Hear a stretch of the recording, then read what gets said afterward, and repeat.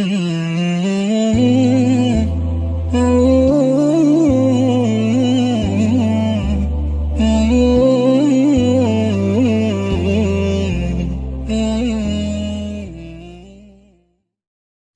نام پادشاهی پادشاهان، گنه آموزی مشتی عذرخواهان.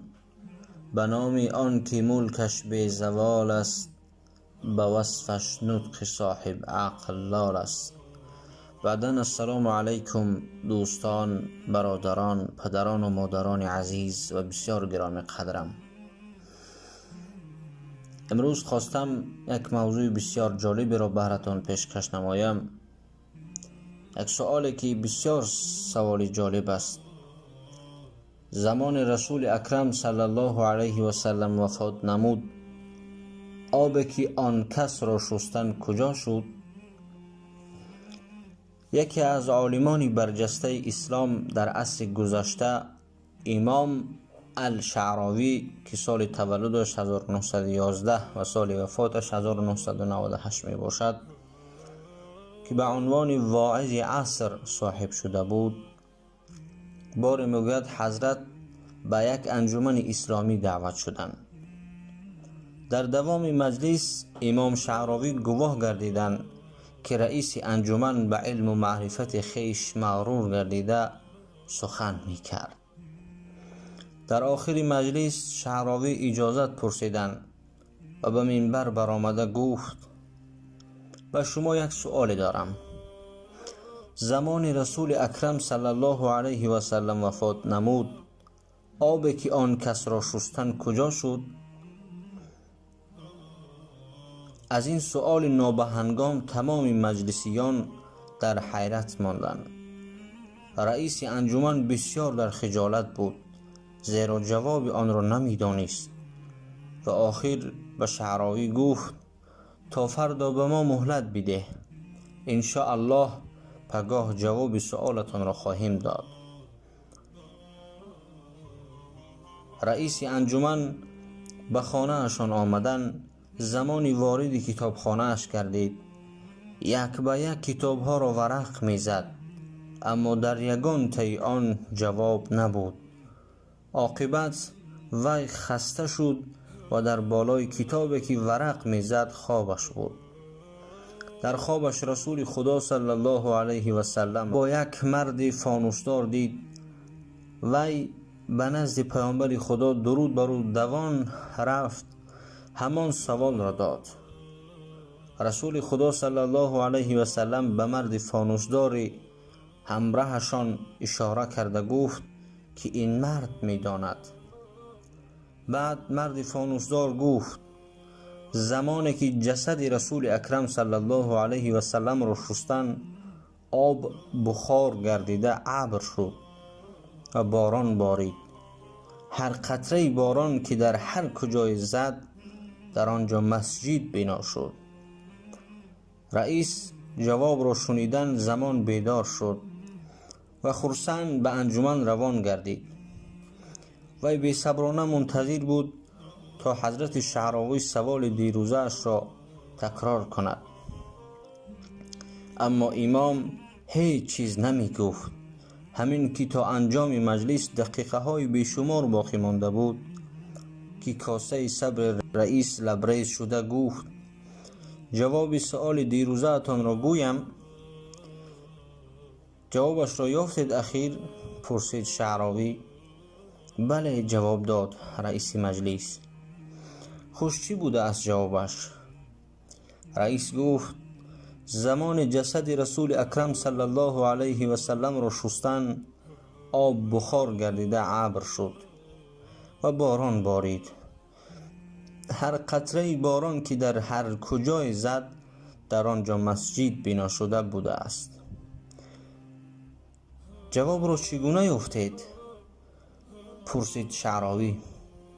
رسول اکرم صلی الله علیه و سلم به خوابم آمد. از آن کس پرسیدم. تا اینجا سخن گفته بود رئیس مجلس که حضرت شعراوی گفت: لیکن جواب رو به شما مرد فانوسدار گفت. بله.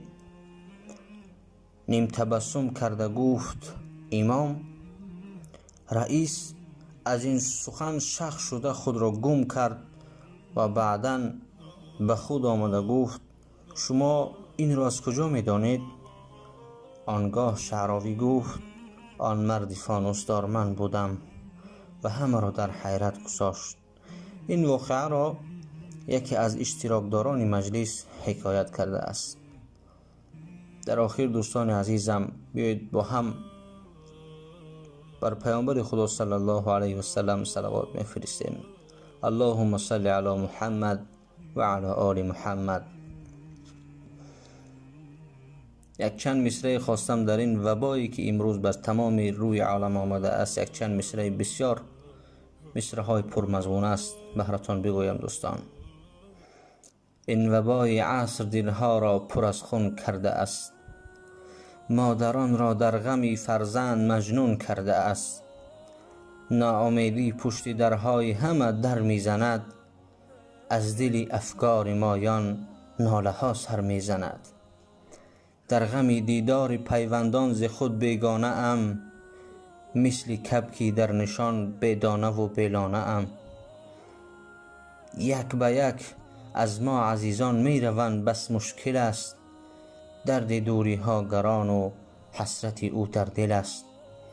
یا خدایا، یا خدایا، مشکلم را جز تو کس نتوان شنید، کاش از درگاه لطفت الفت سازی پدید. با شما بودم بنده عبدالله، یکایک شما را از برای الله پاک دوست می دارم.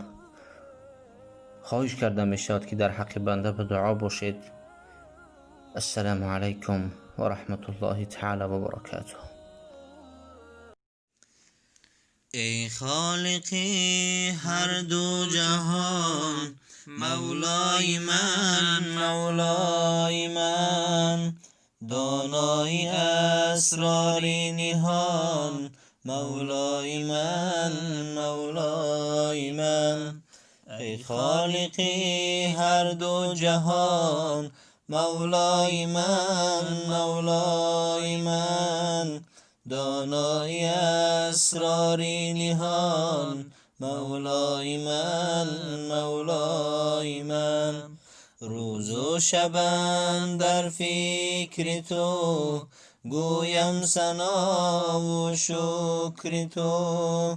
ای مونسی من ذکر تو، مولای من. روز و شبم در فکر تو، گویم ثنا و شکر تو. ای مونسی من ذکر تو، مولای من. کشفی کراماتم غمت، کوی مناجاتم غمت. قاضی حاجاتم غمت، مولای من. کشفی کراماتم غمت، کوی مناجاتم غمت. قاضی حاجاتم غمت، مولای من. صوم و صلاتم یاد تو، حج و زکاتم یاد تو. صبر و ثباتم یاد تو، مولای من. صوم و صلاتم یاد تو، حج و زکاتم یاد تو. صبر و ثباتم یاد تو، مولای من. ذکرت بود ایمان من، فکرت بود بستان من. هم روح و هم ریحان من، مولای من. ذکرت بود ایمان من، فکرت بود بستان من. هم روح و هم ریحان من، مولای من. ذکری توی مولای من، قند و عسل حلوای من، مقصود من معنای من، مولای من مولای من. ذکری توی مولای من، قند و عسل حلوای من، مقصود من معنای من، مولای من مولای من. ذکرت رفیق آمد مرا، لطفت شفیق آمد مرا، عشقت حریق آمد مرا، مولای من مولای من. ذکرت رفیق آمد مرا، لطفت شفیق آمد مرا، عشقت حریق آمد مرا، مولای من مولای من. ذکرت غریب و من غریب، الفت نمیگیرد غریب، در غربت الله غریب، مولای من مولای من.